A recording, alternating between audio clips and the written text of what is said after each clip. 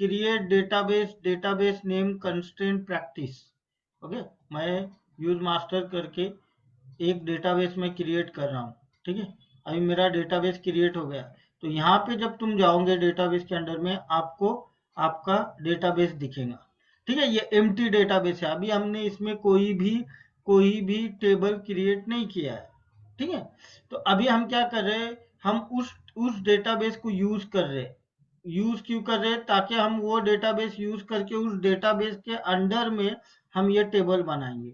तो उसके लिए आपको जिस डेटाबेस पे आप काम कर रहे हो उसको आपको यूज में लाना होता है। तो उसके लिए हम यूज करेंगे यूज कंस्ट्रेंट प्रैक्टिस। ठीक है, अब जो कुछ होगा यहाँ पे देखो कंस्ट्रेंट प्रैक्टिस आ गया है। ठीक है, अब कंस्ट्रेंट प्रैक्टिस में मैं क्या कर रहा हूँ, कंस्ट्रेंट प्रैक्टिस में मैं एक टेबल क्रिएट कर रहा हूँ। टेबल किसका क्रिएट कर रहा हूँ, एक एम्प्लॉय का टेबल, एम्प्लॉयज का टेबल क्रिएट कर रहा हूँ। ठीक है, तो टेबल क्रिएट करते वक्त हम क्या करते हैं, हम टेबल ऐसा क्रिएट करते हैं, क्रिएट टेबल नेम। ये सिंटैक्स है। कोई भी टेबल अगर तुमको एसक्यूएल के लैंग्वेज में कोई भी टेबल क्रिएट करना है अगर आपको जब भी, तो आप उसका सिंटैक्स ये है कि create table name, column column name, उसका डेटा टाइप, उसका उसका कंस्ट्रेंट, ये एक स्टैंडर्ड सिंटैक्स है। उसको याद करना है आपको। Create table name, drop table name, alter table name, फिर उसके बाद ऐड मॉडिफाइड ड्रॉप, ऐसा ऑप्शंस है उसके। तो ये आपको याद करना होगा ये सब। ठीक है, तो क्रिएट टेबल का सिंटैक्स क्या है, क्रिएट टेबल नेम, यहाँ पे क्रिएट टेबल लिखना होता है, आपको टेबल नेम लिखना होता है।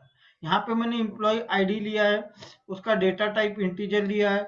अब ये सब मुझे एक्सप्लेन करने की गरज नहीं है कि डेटा टाइप क्या होता है। आई होप हमने डेटा टाइप का पूरा एक सेशन किया है। ठीक है, तो उसको कोई भी टेबल डिफाइन करने के लिए हम लिखते हैं क्रिएट टेबल नेम, ये कॉलम आईडी, एम्प्लॉय आईडी, ये उसका कॉलम नेम है, इंटीजर इज उसका डेटा टाइप है, प्राइमरी की क्या है, प्राइमरी की क्या है, कंस्टेंट है। और जब हम किसी टेबल पे प्राइमरी की करते हैं तो what is the primary key constant, primary key constant is uniquely identification of each row. ठीक है, तो अभी मैं ये टेबल क्रिएट किया मैंने एम्प्लॉइज का टेबल क्रिएट हो गया। देखो अभी इसके अंडर में जाओगे तो यहाँ पे आपको, जब आप इसको रिफ्रेश करके इसके टेबल्स में देखोगे, आपको एम्प्लॉइज का टेबल दिखेगा।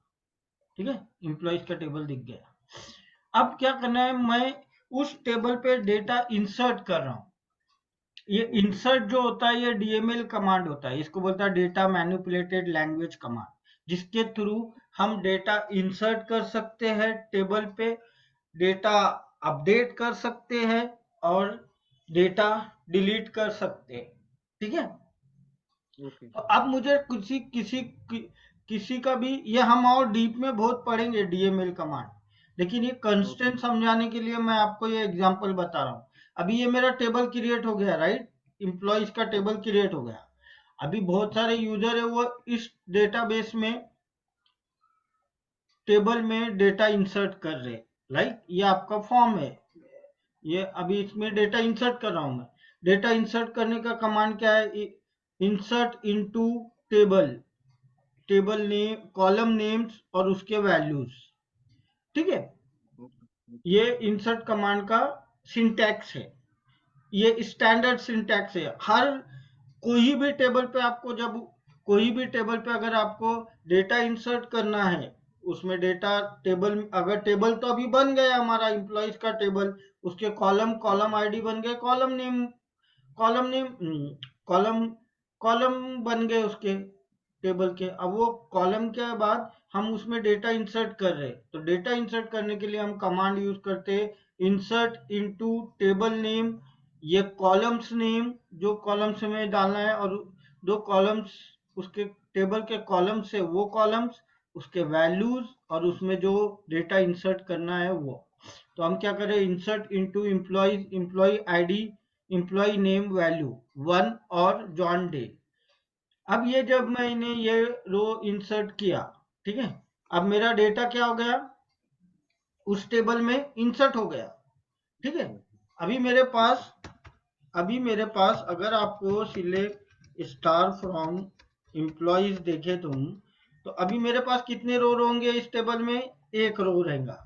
ठीक है, एम्प्लॉय आईडी 1 और जॉन।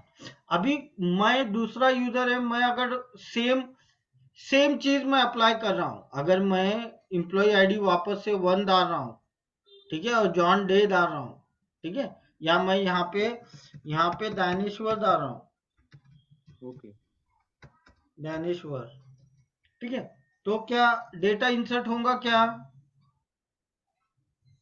डेटा इंसर्ट होगा? नहीं होगा। क्यों नहीं होगा? क्यों नहीं होगा डेटा इंसर्ट? बताओ क्या रॉन्ग चीज है? क्योंकि हमने एम्प्लॉय आईडी पे हमने प्राइमरी की असाइन की है, तो primary key is uniquely identification of each row. मेरा एक एम्प्लॉय आईडी बन गया है, तो मैं वापस से सेम एम्प्लॉय आईडी अगर मैं क्रिएट करने जाऊंगा तो वो इंसर्ट नहीं होगा। क्यों नहीं होगा? वैलिडेशन बताएंगा वो कि वैलिडेशन ऑफ प्राइमरी की constraint can not insert duplicate की इन द एम्प्लॉय टेबल। ठीक है, द डुप्लीकेट की वैल्यू इज 1, ये इंसर्ट करने हमें नहीं देगा। यही वैलिडेशन, यही रूल हम अप्लाई कर रहे हैं। ठीक है, वो जैसे ही अभी मैं एक एम्प्लॉय आईडी ये दो किया तो इंसर्ट होगा क्या? Yes, because it not be duplicate. और अगर मैं देखूंगा तो क्या होगा, यहाँ पे मेरा दूसरा एम्प्लॉय भी हो जाएगा।